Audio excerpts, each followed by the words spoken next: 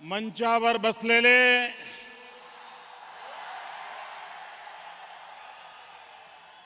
भारतीय जनता पार्टीचे राष्ट्रीय अध्यक्ष आदरणीय राजनाथ सिंह जी, आदरणीय नितिन गडकरी जी, श्रीमान गोपीनाथ जी मुंडे, श्री राजीव प्रताप रूडी जी, श्रीमान देवेंद्र जी, श्रीमान एकनाथ खड़से जी, भाई विनोद तावड़े जी, भाई आशीष सेलार जी, मंचावर बसलेले सगळे वरिष्ठ नेतेगण,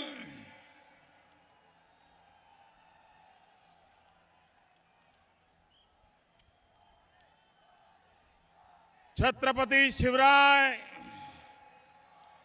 डॉक्टर बाबा साहब आंबेडकर,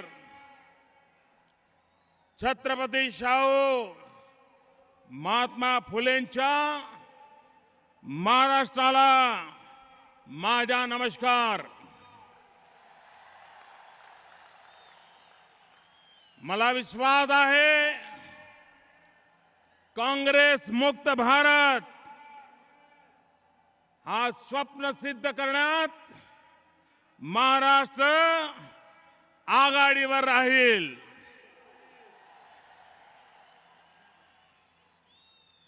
भाइयों बहनों,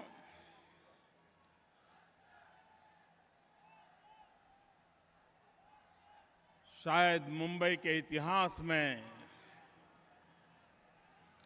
ऐसा विराट दृश्य देखने का सौभाग्य इसके पहले किसी को नहीं मिला होगा.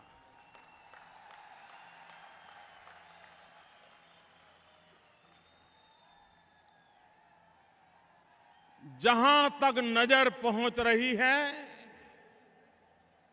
माथे ही माथे नजर आ रहे हैं.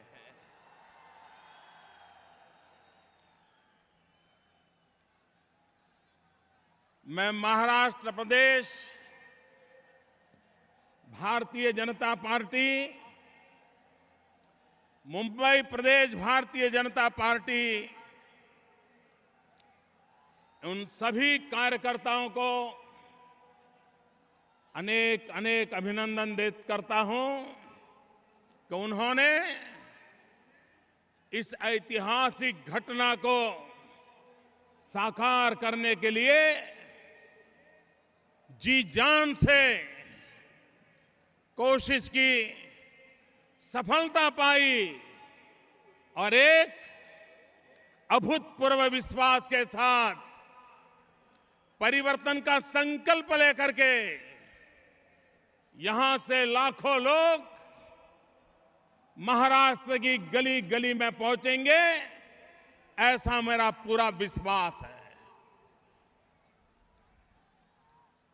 भाइयों बहनों,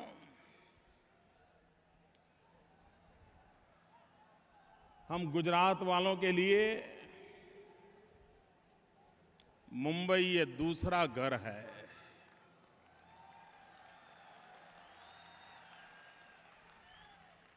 और मैं तो हमेशा अनुभव करता हूं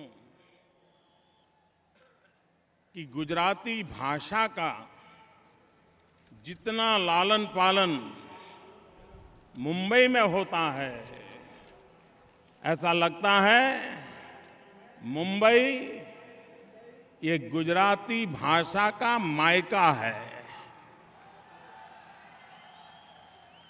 इतना लालन पालन होता है. और वैसे भी 1960 के पहले हम एक ही तो राज्य के हिस्से थे, हम बृहद महाराष्ट्र के हिस्से थे. 50 साल पूर्व हम अलग हुए. महाराष्ट्र हमारा बड़ा भाई है, गुजरात छोटा भाई है.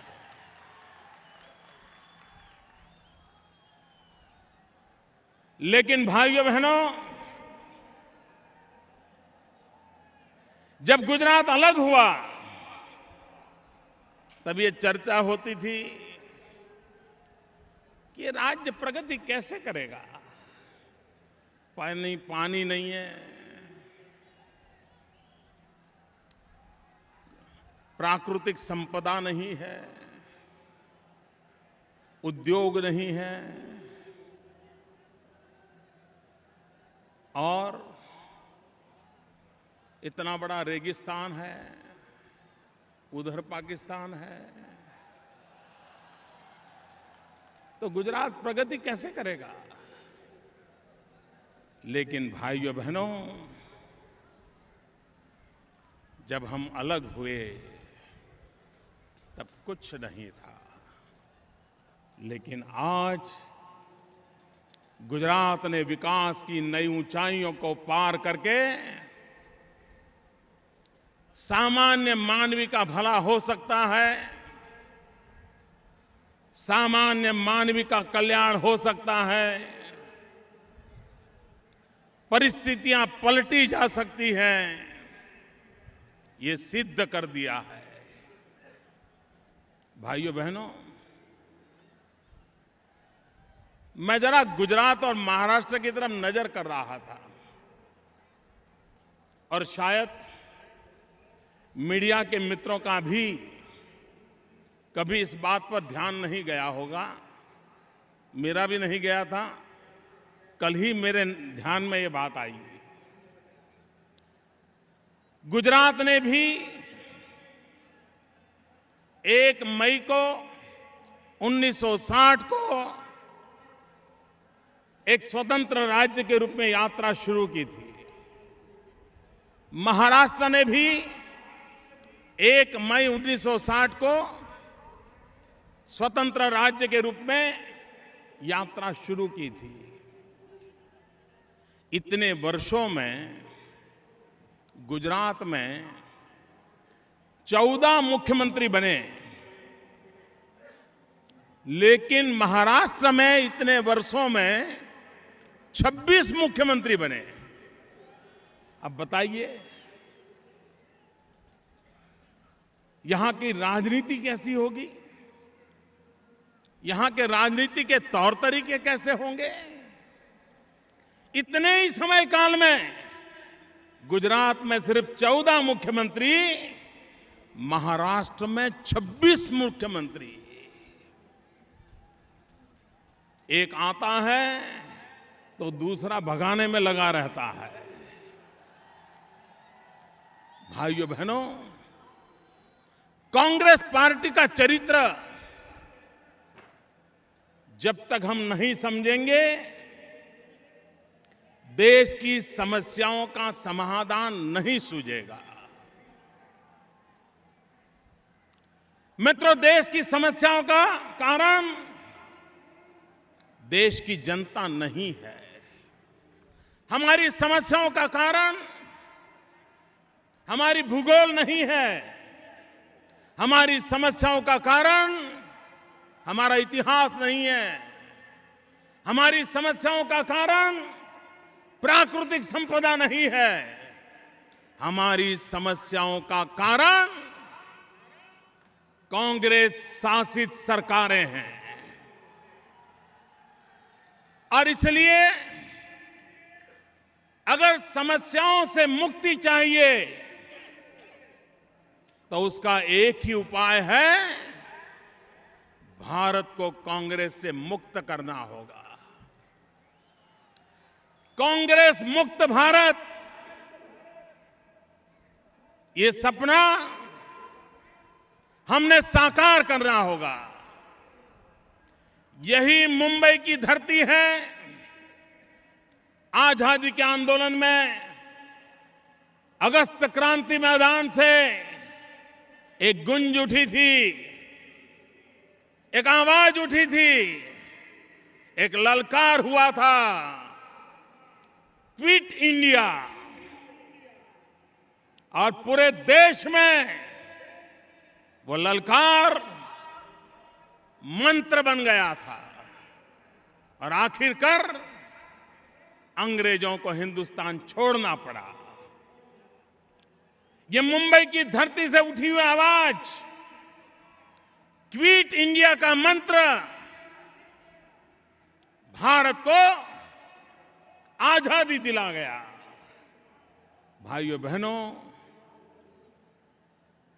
उसी मुंबई की धरती से फिर एक बार आवाज उठनी चाहिए, कांग्रेस फ्री इंडिया। जिस धरती ने क्विट इंडिया का नारा दिया था, वो ही धरती ललकार रही है कांग्रेस फ्री इंडिया, कांग्रेस मुक्त भारत। भाइयों बहनों, कांग्रेस वोट बैंक की राजनीति में डूबी हुई है और वोट बैंक की राजनीति के लिए समाज को तोड़ते रहना, डिवाइड एंड रूल, ये कांग्रेस की विशेषता रही है। और अंग्रेजों के सामने लड़ते लड़ते कांग्रेस उनसे ये सीख लिया है, डिवाइड एंड रूल। देश आजाद हुआ तो देश का बंटवारा करके भारत मां के 3 टुकड़े कर दिए। आजाद हिंदुस्तान को एक तरफ सरदार पटेल ने एक किया, चारों तरफ एकता का मंत्र गूंजा, और दूसरी तरफ भाषावार प्रांत रचना के नाम पर कांग्रेस ने देश में भाई से भाई को लड़ाने का बीज बो दिया। गांव को शहर से लड़ाओ, शहर को गांव से लड़ाओ, नदियों के लिए लड़ो, पानी के लिए मरो। आज भी देश में कोई प्रदेश ऐसा नहीं है कि जहां पानी के बंटवारे को लेकर के 50-50 साल से लड़ाई न होती हो। और दिल्ली में बैठी हुई कांग्रेस सरकार को, महाराष्ट्र में बैठी हुई कांग्रेस सरकार को भाई को भाई से लड़ाने में, गांव से गांव को लड़ाने में, जाति बिरादियों को लड़ाने में, पंथ और संप्रदायों के बीच झगड़ा कराने में उनकी वोट बैंक की राजनीति सुरक्षित रहती है। और इसलिए कांग्रेस पार्टी वोट बैंक की राजनीति में डूबी हुई है।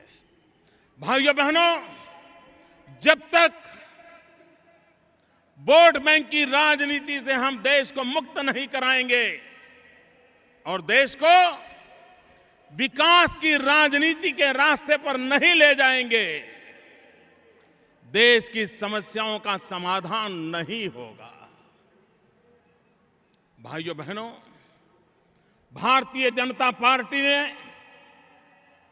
अपनी आर्थिक नीतियों के द्वारा, अपने राजनीतिक दर्शन के द्वारा,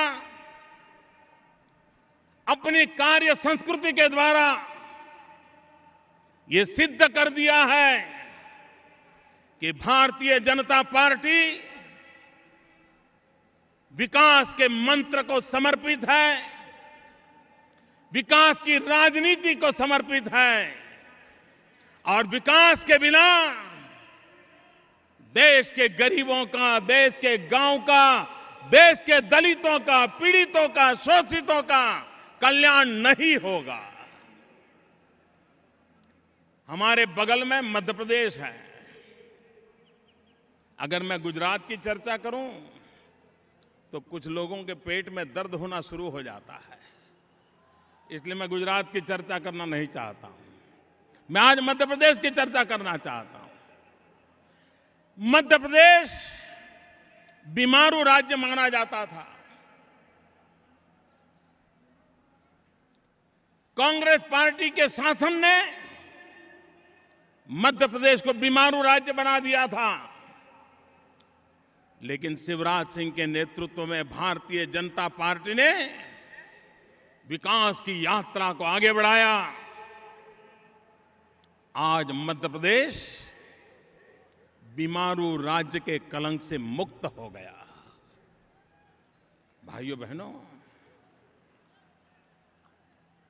मध्य प्रदेश में खेती के क्षेत्र में, कृषि के क्षेत्र में कोई ज्यादा प्रगति नहीं होती थी, लेकिन शिवराज जी की सरकार ने, भाजपा की मध्य प्रदेश की सरकार ने सिंचाई के काम को बल दिया। अधिकतम भूमि में इरिगेशन के लिए धन खर्च किया। और भाइयों बहनों, आज मैं गर्व से कहता हूं, कोई जमाना था पंजाब, हरियाणा, उत्तर प्रदेश धान की खेती में नंबर 1 माना जाता था। देश के अन्न के भंडार इस राज्यों से भरे जाते थे। आज भारतीय जनता पार्टी की मध्य प्रदेश की सरकार के प्रयत्नों से, भारतीय जनता पार्टी की छत्तीसगढ़ की सरकार के प्रयत्नों से गेहूं और चावल ऐतिहासिक उत्पादन करके देश के अन्न के भंडार भरने का काम इन सरकारों ने किया है, वहां के किसानों ने किया है, वहां के नागरिकों ने किया है। क्या कारण है कि महाराष्ट्र में सिंचाई के सारे प्रोजेक्ट भ्रष्टाचार के कलंक के साथ खड्डे में जा गिरे हैं? क्या कारण है महाराष्ट्र के किसान को बार बार अकाल झेलना पड़ता है? क्या कारण है महाराष्ट्र के किसान को आत्महत्या करने के लिए मजबूर होना पड़ता है? भाइयों बहनों, भारतीय जनता पार्टी की सरकार होती, विकास का मंत्र होता, तो आज महाराष्ट्र के गांवों की जो दुर्दशा है, आज महाराष्ट्र के किसानों की जो दुर्दशा है, महाराष्ट्र में हजारों किसानों को आत्महत्या करने के लिए मजबूर होना पड़ा है, मैं विश्वास दिलाने आया हूं वो दिन कभी भाजपा के राज में नहीं आते। मेरा किसान सुखी होता, संपन्न होता। लेकिन भाइयों बहनों, कांग्रेस पार्टी को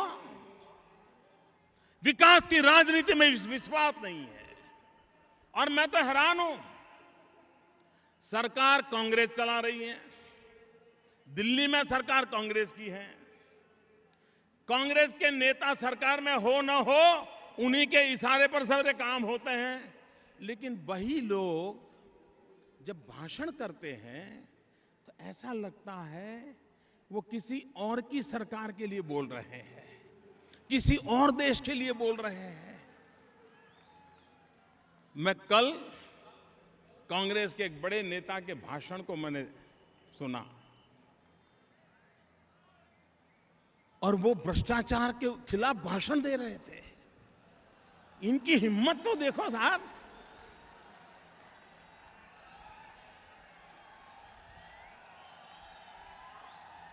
कोई ऐसी हिम्मत नहीं कर सकता।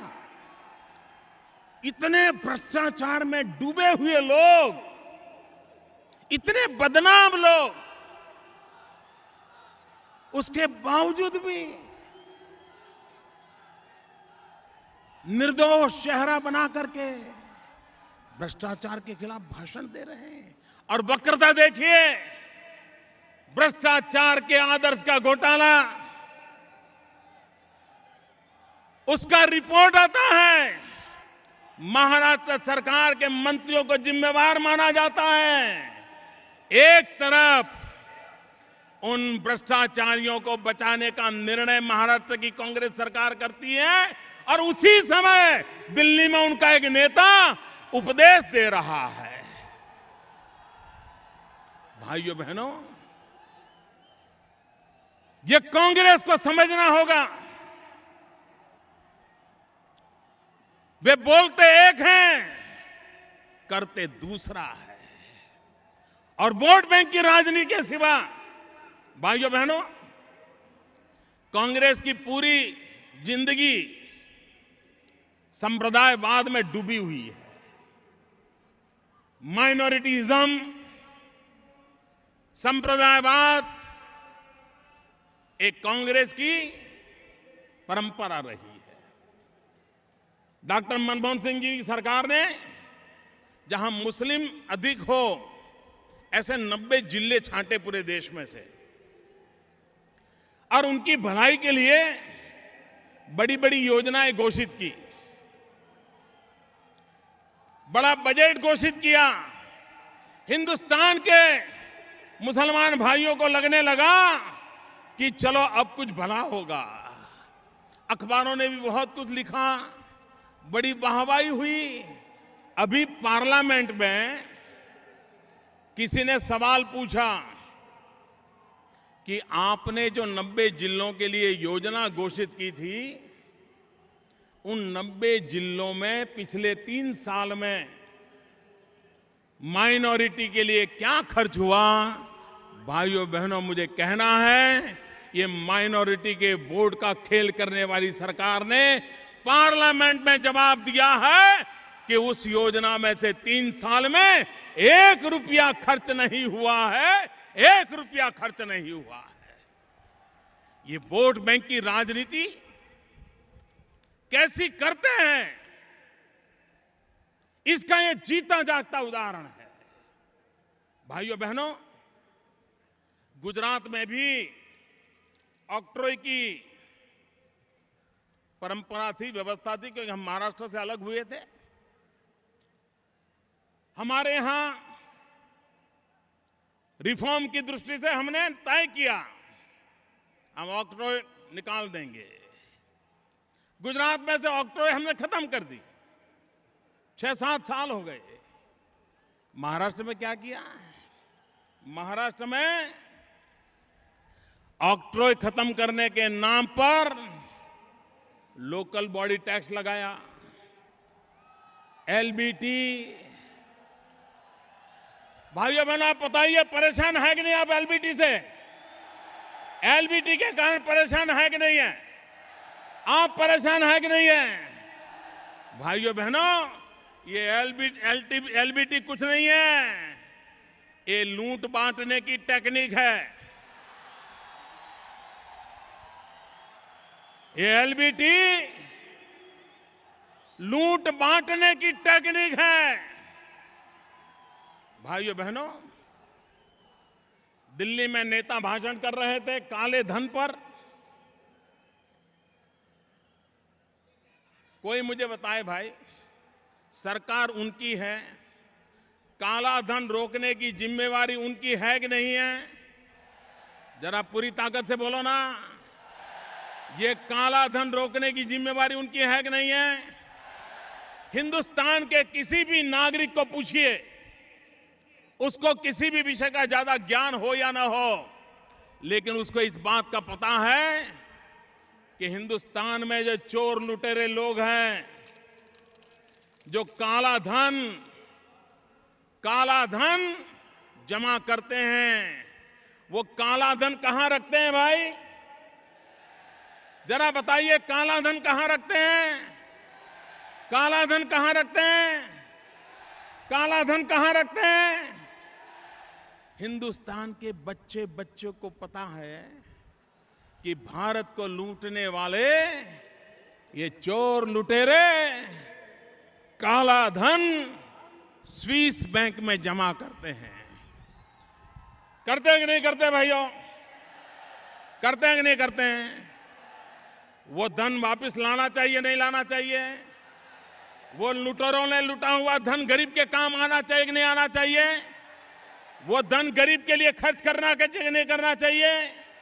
गांव गरीब किसान के लिए वो रुपया लगना चाहिए कि नहीं लगना चाहिए? भारतीय जनता पार्टी के सभी एमपी ने आडवाणी जी के नेतृत्व में लिख करके दिया कि भाजपा के एक भी नेता का एक नया पैसा किसी भी विदेशी बैंक में नहीं है, लिख करके दिया। हमने कहा कांग्रेस वाले लिख करके दो, तैयार नहीं है, लिख करके देने के लिए तैयार नहीं है। जो काले धन पर भाषण झाड़ते हैं उनको मैं कहना चाहता हूं, हिम्मत है तो पार्लियामेंट में कानून करो, एक समिति बनाओ और 3 साल के भीतर भीतर दुनिया के किसी भी कोने में हिंदुस्तान की लूट का माल पड़ा होगा वो हम वापिस लाया करेंगे, गरीबों में बांट के रहेंगे। भाइयों बहनों, उन्हें ये करना नहीं है क्योंकि उनको मालूम है, उन्हें मालूम है अगर ये किया तो पानी उन्हीं के पैर के नीचे आने वाला है। और इसलिए भाषण करना सरल है, निर्णय करने की ताकत नहीं है मित्रों, क्योंकि उन्हीं पार्टी के लोग इस पाप में डूबे हुए हैं। भाइयों बहनों, मैं 2-3 दिन से टीवी पे देख रहा था, अखबार में पढ़ रहा था कि इस कार्यक्रम में चाय वालों को स्पेशल वीआईपी पास दिया गया है। भाइयों बहनों, ये परिवर्तन की हवा शुरू हो गई है। सिर्फ चाय वाला वीआईपी है ऐसा नहीं, हिंदुस्तान का हर गरीब आने वाले दिनों में वीआईपी होने वाला है। हमारे लिए हर गरीब वीआईपी है, सिर्फ चाय वाला वीआईपी है ऐसा नहीं है। अभी हमारे आशीष जी शिकायत कर रहे थे कि यहां मोदी जी का भाषण चल रहा है, सरकार ने केबल टीवी बंद करवा दिए हैं। वो बोल रहे थे ये सिर्फ महाराष्ट्र में होता है ऐसा नहीं भाई, मुझे तो रोज की मुसीबत है। गैर बीजेपी सरकारें जहां जहां जाता हूं मैं, उनका यही रास्ता बचा है कि लोग मोदी को टीवी पे देख न ले। लेकिन कांग्रेस के मित्रों,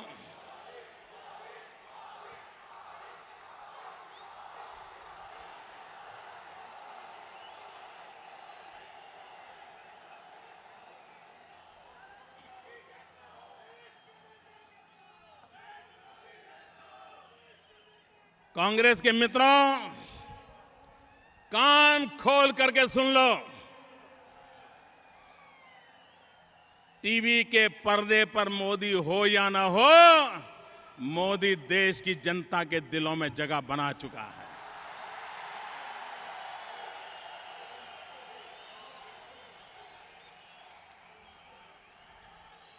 कांग्रेस के मित्र, आप टीवी पर तो ताला लगा सकते हो, देशवासियों के दिल पे ताला नहीं लगा सकते हो।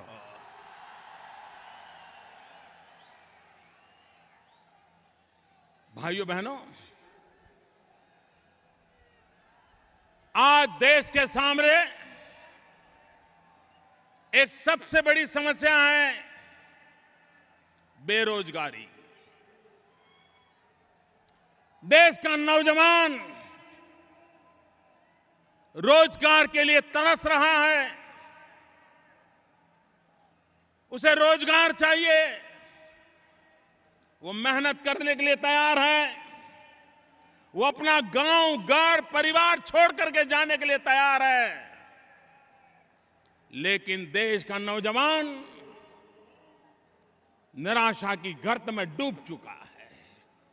आप कल्पना कर सकते हैं, हिंदुस्तान के पास 65% से अधिक जनसंख्या 35 साल से कम उम्र की जनसंख्या है। जिस देश के पास इतनी युवा शक्ति हो, जो देश दुनिया का सबसे युवा हो, वह देश दुनिया में क्या कमाल नहीं कर सकता भाइयों। आप मुझे बताओ नौजवानों को रोजगार का अवसर मिलना चाहिए कि नहीं मिलना चाहिए? नौजवान को काम मिलना चाहिए कि नहीं मिलना चाहिए? नौजवान को सम्मान से जीने का अवसर मिलना चाहिए कि नहीं मिलना चाहिए? लेकिन भाइयों बहनों, दिल्ली सरकार के पास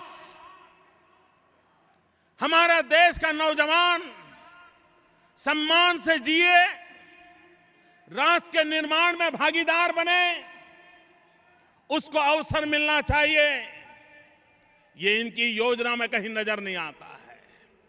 सारा विश्व स्किल डेवलपमेंट पर बल दे रहा है, अकेला हिंदुस्तान ऐसा है जो सिर्फ स्किल डेवलपमेंट माटे नई नई कमिटियां बनाता रहता है, प्रधानमंत्री की अध्यक्षता में कमिटियां बनती हैं और 3-3 साल तक कमिटियां की मीटिंग तक नहीं होती है। भाइयों बहनों, स्किल डेवलपमेंट पर बल देना चाहिए। हमारे गरीब मजदूर की डिग्निटी का सोचना चाहिए। भारत में मंत्र होना चाहिए, श्रम एव जयते, श्रमिक का सम्मान होना चाहिए।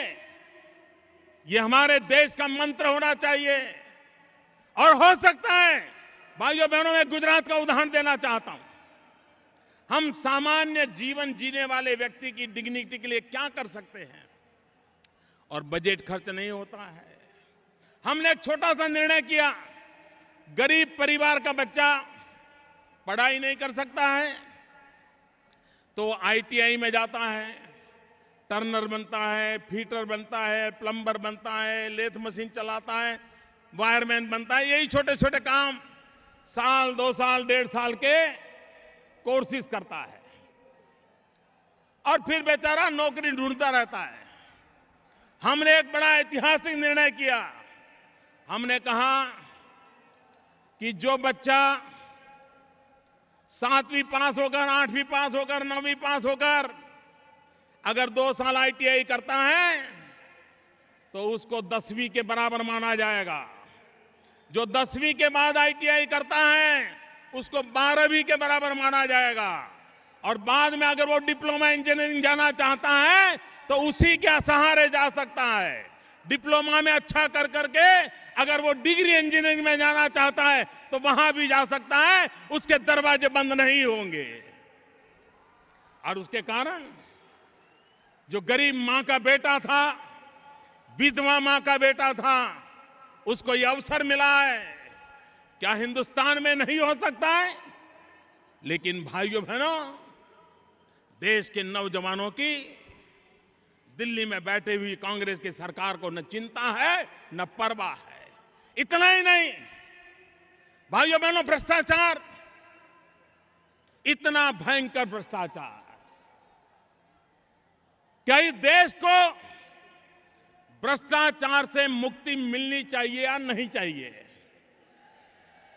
भ्रष्टाचार जाना चाहिए, भ्रष्टाचार खत्म होना चाहिए। हो सकता है दोस्तों, मैं आपको उदाहरण देता हूं, हो सकता है। भाइयों बहनों, महाराष्ट्र और गुजरात मैं एक बड़ा मजेदार उदाहरण देता हूं आपको। हमारे गुजरात में चेक पोस्ट है भिलाड़ में, और आपके महाराष्ट्र में चेक पोस्ट है अछाड़ में। एक ही रोड पर उधर गुजरात का चेक पोस्ट है, 2 किलोमीटर यहां महाराष्ट्र का चेक पोस्ट है। दूसरा, गुजरात में सोनगढ़ में चेक पोस्ट है और महाराष्ट्र में नवापुर में चेक पोस्ट है। उस रास्ते पर जो व्हीकल गुजरात के चेक पोस्ट पर आते हैं, वही व्हीकल महाराष्ट्र के चेक पोस्ट पर आते हैं। जितना रेट गुजरात के चेक पोस्ट पर होता है उतना ही रेट महाराष्ट्र के चेक पोस्ट पर होता है। लेकिन गुजरात के चेक पोस्ट पे और महाराष्ट्र के चेक पोस्ट पर फर्क ये है कि हमारे चेक पोस्ट पर टेक्नोलॉजी है, इंफॉर्मेशन टेक्नोलॉजी का नेटवर्क है, ह्यूमन इंटरवेंशन कम है, सारी चीजें मशीन से होती हैं। और महाराष्ट्र में चेक पोस्ट पर मैनुअल होता है।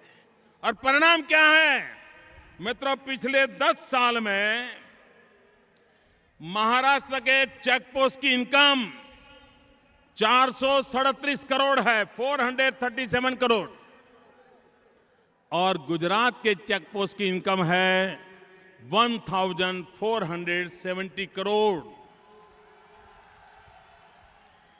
महाराष्ट्र से उसी चेक पोस्ट पर गुजरात की इनकम 1033 करोड़ रुपया ज्यादा है। आप मुझे बताइए ये महाराष्ट्र के 1033 करोड़ रुपया गए कहां? कहां गए भाई? ये कांग्रेस ने जवाब देना चाहिए कि नहीं देना चाहिए? हिसाब देना चाहिए कि नहीं देना चाहिए? भाइयों बहनों, ऐसा नहीं है कि समस्याओं का समाधान नहीं है। आज आप कोई भी नौजवान होगा, कितनी ही डिग्री पास की होगी, लेकिन वो बेचारा अप्लाई करता रहता है नौकरी के लिए। नौजवान अप्लाई करते रहते हो ना, नौकरी लिए अप्लाई करते हो ना, अप्लाई करते हो, एग्जाम देते हो, फिर भी भरोसा है नौकरी मिलने का? जरा बोलो ना, है भरोसा? मार्क्स अच्छे हैं, एग्जाम दी है, पेपर अच्छा गया है, लेकिन इंटरव्यू आने से पहले खोजता है यार कोई पहचान वाला ढूंढना पड़ेगा, कोई सिफारिश करना वाला ढूंढना पड़ेगा। अगर सिफारिश नहीं होगी तो एग्जाम में मार्क कितने ही क्यों ना आए हो, सिफारिश के बिना नौकरी मिलनी नहीं है। और सिफारिश के लिए क्या चाहिए? महात्मा गांधी चाहिए, महात्मा गांधी वाली नोटों का बंडल चाहिए। महात्मा गांधी की तस्वीर वाली नोटों का बंडल नहीं है तो इंटरव्यू में कुछ नहीं होता है। यह हालत है कि नहीं मित्रों? यह हालत है कि नहीं? गरीब मां का बेटा सिफारिश कहां से लाएगा? विधवा मां का बेटा गांधी छाप नोट कहां से लाएगा? क्या वो ऐसी जिंदगी जिएगा? भाइयों बहनों, उसका उपाय है। हमने गुजरात में एक प्रयोग किया। हमें टीचर्स की भर्ती करनी थी, 13,000 टीचर्स की भर्ती करनी थी। हमने तय किया हम कोई इंटरव्यू नहीं लेंगे, नो इंटरव्यू। सबको कह दिया कि इतनी इतनी जानकारी कंप्यूटर में डाल दो। सब नौजवानों ने कंप्यूटर में जानकारी डाल दी और हमने लाखों नौजवानों ने कंप्यूटर में अपनी जानकारी डाल दी। हमने कंप्यूटर को पूछा इसमें सबसे अच्छे मार्क्स वाले पहले 13,000 कौन है, लिस्ट निकालो। कंप्यूटर ने जिसकी लिस्ट निकाली उसके घर नौकरी का ऑर्डर चला गया, वो टीचर बन के आज काम कर रहा है। मित्र, कौन कहता है भ्रष्टाचार नहीं जा सकता है? भाइयों बहनों, अगर एक बार देश तय करे कि हमें इन परिस्थितियों को पलटना है तो भाइयों बहनों स्थितियां बदली जा सकती है। यहां महाराष्ट्र में आपको 24 घंटे बिजली मिलती है भैया, जरा बोलो तो। गांव में बिजली आती है? नहीं आती है ना? आपके पड़ोस में गुजरात में 365 दिन 24 घंटे बिजली मिलती है, 24 घंटे बिजली मिलती है।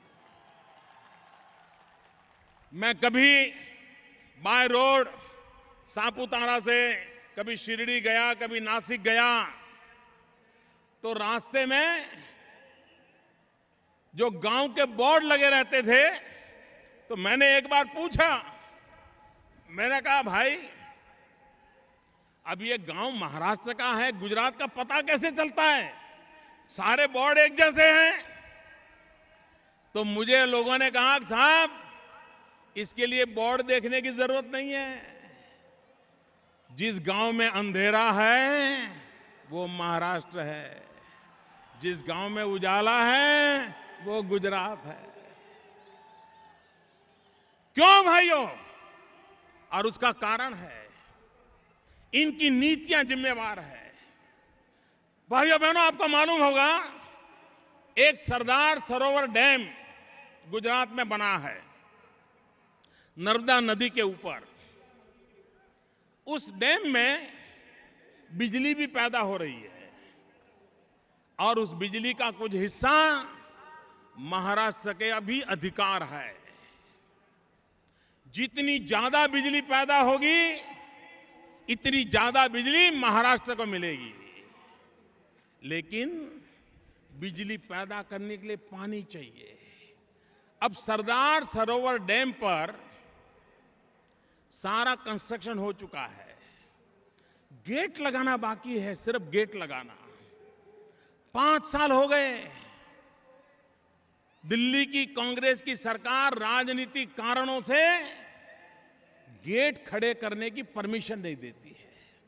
हमने कहा साहब गेट लगाने दीजिए। मैंने प्रधानमंत्री को कहा कि गेट लगाने दीजिए।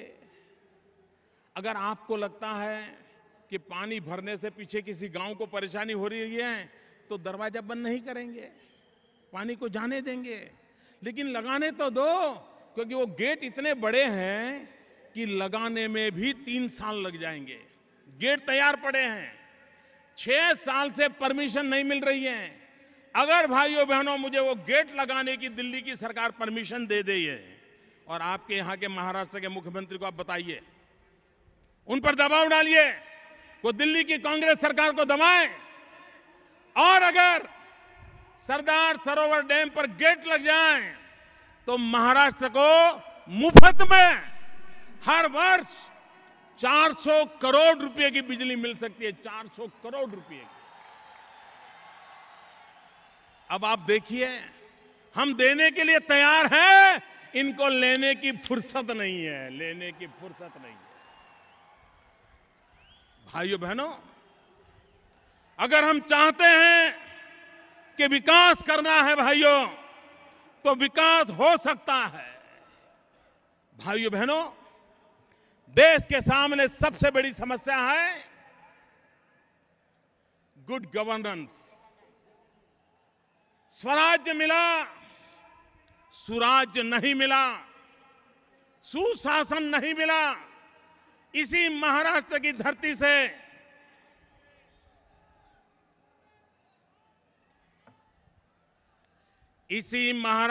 धरती से लोकमान्य तिलक ने एक मंत्र दिया था, स्वराज मेरा जन्मसिद्ध अधिकार है। भाइयों बहनों, स्वराज मेरा जन्मसिद्ध अधिकार लेकर के देश लड़ता रहा, स्वराज मिला। आज समय की मांग है, हम सब ललकार करें कि स्वराज्य ये मेरा जन्मसिद्ध अधिकार है।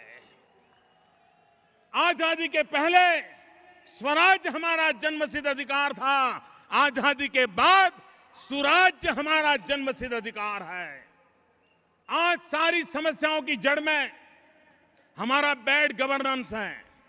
और भाइयों बहनों, शरीर कितना ही स्वस्थ क्यों न हो, कितना ही मजबूत दिखता क्यों न हो,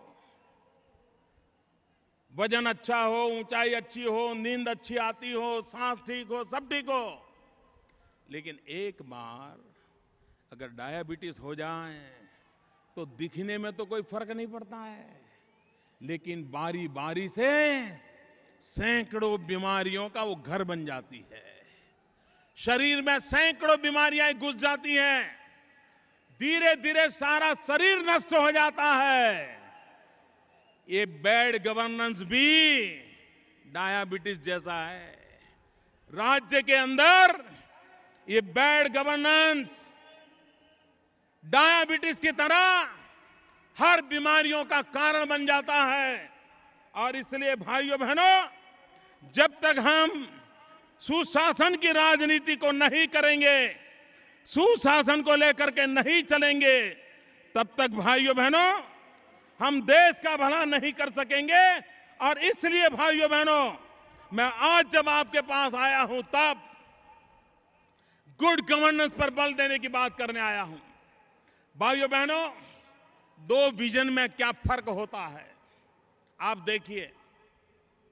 एक तरफ भारत की आन बान शान आईएनएस विक्रांत, हिंदुस्तान की सेना जिसके लिए गर्व करती है, युद्ध के मैदान में भारत को गौरव दिलाने वाला आईएनएस विक्रांत, आज दिल्ली की सरकार इस ऐतिहासिक धरोहर को टुकड़े टुकड़े करने पर तुली हुई है। उसको बेच करके टुकड़े करने की योजना बना रही है। और दूसरी तरफ गुजरात की सोच देखिए। हम हिंदुस्तान के कोने कोने से किसान से लोहे का टुकड़ा मांग करके उससे भव्य इमारत बनाने का सपना देख रहे हैं।